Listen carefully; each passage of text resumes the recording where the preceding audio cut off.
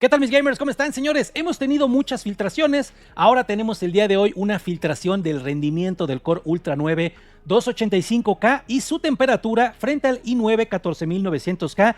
Ya tenemos también pruebas de Cinebench, señores. También vamos a hablar del tema de los límites de energía y también vamos a hablar de datos curiosos del 9800X3D, que es un procesador muy esperado por parte de la comunidad de AMD. Bueno, como siempre lo he dicho, señores, estas son filtraciones. Obviamente hay que esperarnos a las pruebas finales, a las pruebas reales, para poder tener ya la información verdadera. Pero hay varios temas que yo creo que vale la pena analizar. Me interesa mucho leer tu opinión. Si en algo me equivoco, por favor, dime en qué me estoy equivocando. Porque, señores, a lo menos no sé ustedes, pero yo soy una persona que todos los días aprende cosas nuevas y también aprendo mucho de mi propia comunidad. Hay personas de verdad que escriben un nivel de análisis que de verdad, de tan solo leerlos, es un deleite y les agradezco muchísimo. También yo creo que vale la pena decirte que, gracias a Dios, el algoritmo de YouTube yo creo que poco a poco nos va ayudando. Cada vez llegan menos personas a atacar el canal simplemente porque no les gusta el tipo de análisis que nosotros hacemos. Bueno, vamos a empezar con esto.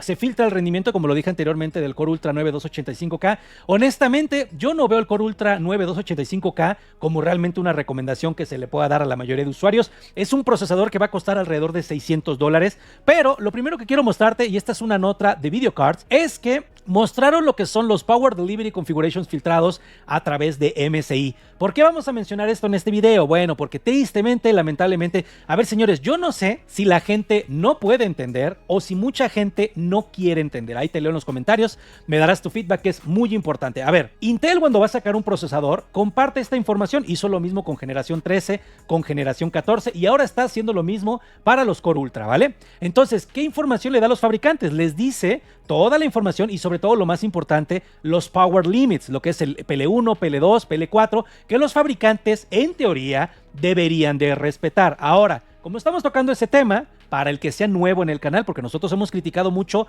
lo que se tardó Intel en arreglar los problemas de inestabilidad de generación 13 y 14, pero también es importante mencionarte algo. Mira, por ejemplo, en esta slide vienen prácticamente los Core Ultra 5K, los 7K y los 9K, ¿vale? Pero el punto es, ninguno de los Power Limits dice que sea ilimitado, como lamentablemente Asus, MSI manejaron Power Limits ilimitados, señores, que al final no hay que ser un genio para entender que a los procesadores tú no puedes darles un Power Limit ilimitado, porque hay un algoritmo que tiene que detectar el valor del Power Limit para empezar a funcionar con este algoritmo para reducir el consumo energético. Entonces, aquí lo que tú puedes ver es que ni siquiera para los Core Ultra 9K con el perfil extremo, que por cierto no tiene garantía, pierdes la garantía del procesador si haces overclock extremo. Esto es algo que también se le tiene que decir a la comunidad. Desde que tú le haces overclock a un procesador, pierdes la garantía, ¿vale? Esto es algo que tienen que entender. Y también lo que podemos ver, por ejemplo, para el Core Ultra 9K, que es el tercero de las filas que tenemos en esta slide, es que, por ejemplo, el Power Limit 4, que ese siempre va a ser muy grande, por ejemplo, en el modo Extreme es de 490 watts. Lamentablemente, comenzamos a ver medios que empiezan a decir que un Core Ultra 9K va a consumir 490 watts. Y esto es totalmente ignorante, ¿vale? Porque los Power Limits son unos picos de energía, de wattaje, que se pueden presentar en el procesador, pero que no se pueden mantener por mucho tiempo, porque si no van a comenzar a degradar o incluso a quemar el procesador. Entonces, que alguien te diga que un Core Ultra 9K en Extreme va a consumir 490 watts, lo único que te está demostrando es que no entiende de lo que te está llamando, o de lo que te está hablando, mejor dicho.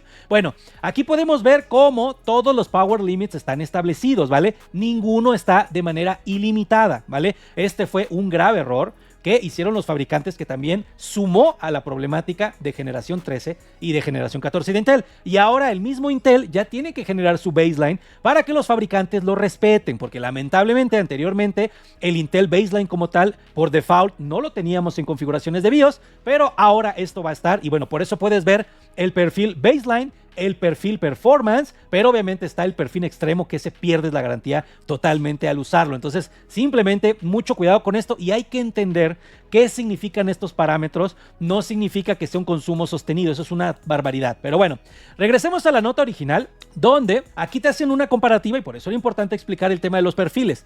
El Core Ultra 9 285K, del lado izquierdo tiene el Intel Base Profile, el default, y del lado derecho tiene el perfil más grotesco que le puedas meter.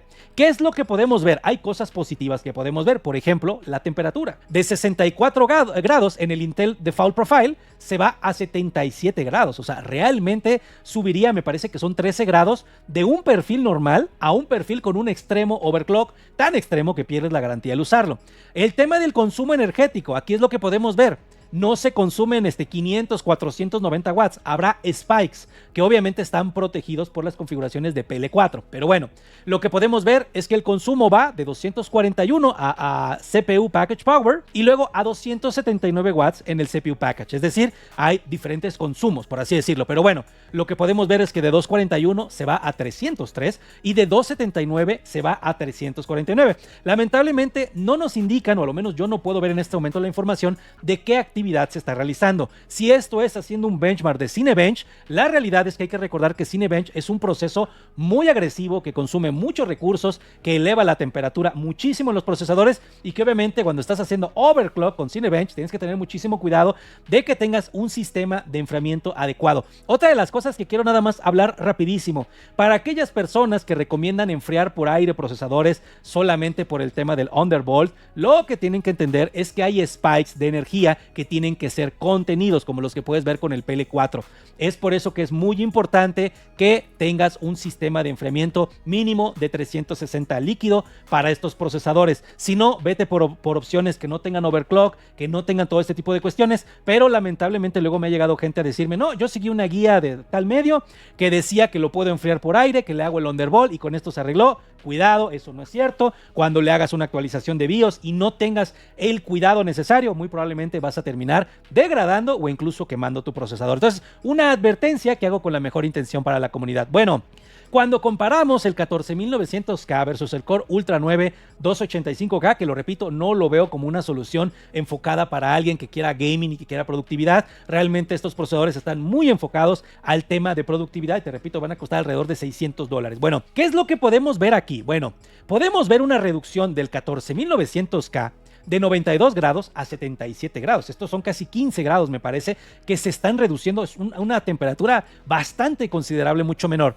Y en el tema del consumo energético podemos ver que en esta prueba en específico, esto no es una prueba general, en una prueba en específico, de 350 watts bajó a 303 y de 373 bajó a 349. Lo repito, si esto es un Cinebench, son pruebas que consumen mucha energía, que generan muchísimo estrés y que generan muchísima temperatura. Entonces simplemente comento esto porque no estamos seguros, al menos yo no lo sé, del tipo de prueba, pero vemos cambios positivos. Ahora vamos a ir a la parte más interesante. Bueno, ahora llegan pruebas en single core y en multicore utilizando el perfil de overclock, me imagino que es overclock para toda esta serie de procesadores, donde podemos ver, por ejemplo, lamentablemente la imagen no es muy clara, pero el Core Ultra 9 285K logra un 115% de performance, ¿vale? Superando, por ejemplo, al 14900KS, que llega solamente a 111, es decir, hay un 4% de ventaja en single core, es decir, los Core Ultra 9 285K sí podrían ser procesadores muy eficientes o que podrían tener gran rendimiento en el tema de single core, multicore, pero también hay que estar conscientes que le estamos metiendo un overclock muy agresivo, ¿vale? Yo no recomiendo overclocks de ningún tipo.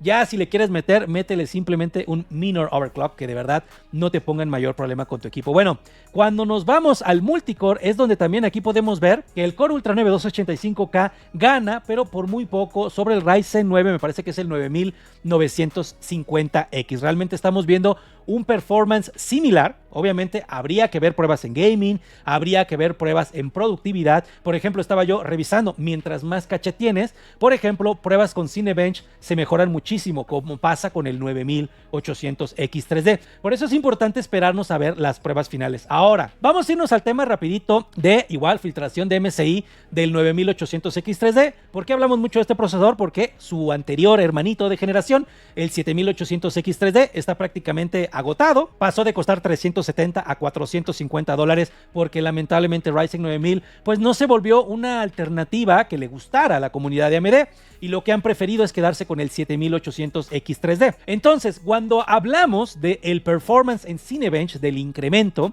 se habla que el 9800X3D, lo que es la versión de 8 cores, aumentó en single core 18% y 28% en multicore. Pero cuando vemos esto decimos, oye, aumentó muchísimo en comparación a su anterior modelo, pero ¿qué pasa si nosotros trasladamos esto, por ejemplo, cuando hablamos de temas de productividad. A ver, los procesadores con 3dB Caché, lo repito, son muy buenos para gaming en 1080p, pero esa es prácticamente su mayor fortaleza. Cuando los quieres para productividad, para creación de contenido, o sobre todo si quieres jugar en resoluciones de 2K y 4K, ya hemos demostrado que hay mejores opciones. Bueno, vamos a ver este benchmark, este llega de Guru 3D, donde tenemos aquí un benchmark. Este artículo tiene, me parece que es un año, ¿sale? Y se compara aquí el 9800X3D en single thread. Hay un dato muy interesante, mira, y por eso hay que tener cuidado con la información que nos están mostrando. Corrígeme, por favor, si algo de lo que estoy diciendo está mal. Mira, aquí te dice que el 9800X3D consiguió 2145 puntos, ¿vale? Es decir, que tenía un 1822 el modelo anterior, un 1822. Bueno,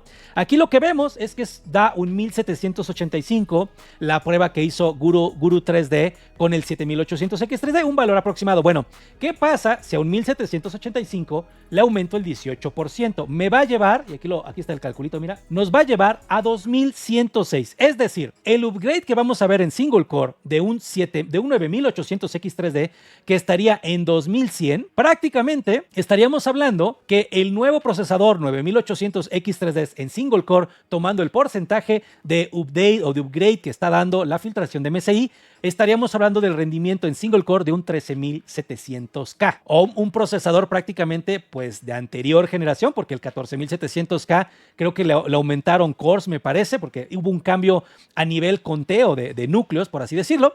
Pero bueno, lo que estaremos viendo es que realmente, y lo repito, esto es una filtración, hay que esperarnos a ver las pruebas reales, pero entonces no estaremos viendo realmente un cambio, una mejora tan significativa. ¿Qué pasa, por ejemplo, con el multicore? ¿No? En el multicore, el 7800X3D daba 18.193. Aquí en esta prueba, 18.243. Datos un poco cercanos, ¿vale? Bueno, cuando a 18.193 yo le aumento el 28%, llego a 23.287. Es decir, en multicore, la nueva propuesta, el tan esperado 9800X3D, prácticamente podríamos decir que estaría a la par o un poco abajo de un 13600K, que es un i5. Un i5 que vale $300, cuando el 7800X3D hoy por hoy vale $450 y no sabemos el 9800X3D cuánto va a costar. Es decir, si el 9800X3D llegara a costar $500, verdaderamente el performance que nos está dando, lo que podemos analizar en este momento es que no es tan grande, que realmente, probablemente, con la salida del 9800X3D, lo que va a pasar es que el 7800X3D se va a seguir comprando. Esto es solamente un escenario que te quiero platicar, no puedo afirmar absolutamente nada, pero quise contrastar estos datos porque me pareció interesante, sobre todo porque empezamos a ver muchos medios que con esta poca información ya empiezan a alardear y empiezan a presumir, y yo creo que no se trata de eso. Yo creo que se trata de darle la información a nuestra comunidad de manera objetiva y que sea nuestra comunidad la que, analizando la información, encuentre el valor. Yo creo que es así, ¿vale? Te leo en los comentarios si crees que estoy equivocado, pero yo creo que debería de ser así, o a lo menos yo manejo este proyecto hobby de esta manera. Bueno, lo que podemos ver, señores, es que realmente cuando vemos estos procesadores con overclock no vemos una diferencia tan grande en Cinebench, pero Cinebench tampoco lo dice todo. Por eso hay que esperarnos a una suite de productividad, encoding de video, compresión, todas las cosas, building de aplicaciones, todo este tipo de cuestiones. Pero hay un detalle con el que quiero cerrar el video, que es el que me parece el más interesante, y es el Core Ultra 7 265K, que es este que está aquí. Es un procesador que va a tener un TDP de 125 watts, tiene 20 cores y tiene 20 threads, bastante, me atrevo a decirte. Obviamente para un jugador enfocado en gaming puede ser que este no sea la mejor opción, pero creo que el Core Ultra 7 265K, con la información que estamos viendo, podría ser como el procesador fuerte híbrido, como las cosas que yo busco, que corra muy bien los juegos, pero que sea muy bueno en temas de productividad. Hoy por hoy estoy manejando máquinas virtuales, estoy manejando Kubernetes, estoy haciendo pruebas de estrés, estoy probando healthy checks dentro de aplicaciones, estoy usando réplica set para tener escalamiento de aplicaciones en arquitecturas para diversas aplicaciones, ¿vale? Pero bueno, aquí lo importante es que este procesador va a costar prácticamente $400. Ahora, nos regresamos a esta slide. Cuando nos vamos a single core, el Core Ultra 7, que va a consumir mucho menos energía, o sea, no van a llegar los spikes tan altos como el tema del overclock que vimos anteriormente, pero lo que podemos ver es que en single core, el Core Ultra 7 265K está 4% más abajo que el tope de gama de Intel en single core, y cuando nos vamos a multicore, aquí sí se nota la diferencia. es un 16% más abajo. Sin embargo, cuesta $400 únicamente, mientras que el Core Ultra 9 285K cuesta $600. Veo interesante este procesador, pero te lo repito, con la información que estamos viendo, es hasta dónde podemos llegar y obviamente hay que esperarnos a ver las pruebas finales. Pues bueno, señores, me pareció interesante compartirte este análisis, a lo mejor pequeño, que podemos tener en estos momentos porque no hay mucha información, pero yo espero que esto nos ayude como comunidad a abrir nuestra perspectiva, a darnos cuenta que no solamente tenemos que analizar los topes de gama y los perfiles de overclock más extremos, sino que también tenemos que empezar a ver cuál va a ser la propuesta de Intel. Hay mucha gente que no se ha dado cuenta. Realmente lo que yo pude ver, por ejemplo, el día de hoy haciendo todo este análisis que con todo gusto te comparto, es que habrá opciones de Core Ultra que van a ser muy buenas para productividad, que van a tener un buen desempeño en gaming y que no van a estar tan caras. Hoy por hoy, el Core Ultra 7 265K es más barato o será más barato, $400, que el 7800X3D. Esto es lo que no hay que perder de vista.